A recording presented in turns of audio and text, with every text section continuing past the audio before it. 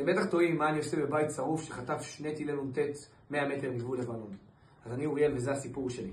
שירתי ביחידת אגוז, ב2 באוקטובר, יחידת אגוז עוברת אירוע קשה. 5 לוחמים נהרגים, ביניהם רב סמל נועם ברזילי, חברי היקר. אחרי הנפילה של נועם, אביב, אמיר, מחליט לקחת את כל הצוות ביחד לתאילנד, על מנת לאבד את חוויות המלחמה הקשות. אנחנו תופסים את הראש, אני ועוד 2 חברים, ואומרים לעצמנו, מה אנחנו עושים פה ולמה אנחנו לא בארץ? אנחנו קונים כרטיסים חזרה, חוזרים ביחד ומבינים שהמשימה החדשה שלנו זה לא רק להילחם, זה לבוא ולשקם. כל המלחמה ראינו את ההרס, נלחמנו ואמרנו שעכשיו הגיע הזמן לבנות מחדש. הבנו שהדבר שהכי חסר פה זה ביטחון והתיישבות. מנרה פונתה ב8 באוקטובר ומאז היא יושבת ריקה לגמרי. 70% מהמבנים פה נפגעו קשות על ידי חיזבאללה. הבנו שהדבר שהכי חסר פה זה ביטחון והתיישבות.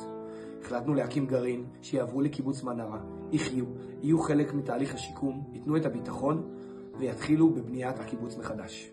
מאז אנחנו פה, 10 לוחמים ולוחמות שלוקחים חלק פעיל בשיקום הקיבוץ ובהבטחתו. אנחנו נמצאים בכיתת הכוננות ובמקביל עובדים מבוקר עד ערב בשיקום הקיבוץ. התחלנו בשכונה הדרומית בחוגים לילדים וכל דבר קטן אפשרי. השלב הבא שלנו הוא חזרת התושבים ב1 בספטמבר, ובשלב הזה אנחנו צריכים את העזרה של כל אחד ואחד מכם לבנות את הקיבוץ, להחזיר פה את התושבים ולקחת את הנקודה המדהימה הזאת שלכל אחד ואחד יהיה חלק בשיקום שלה. אנחנו מודים לכם מאוד ועם ישראל חי.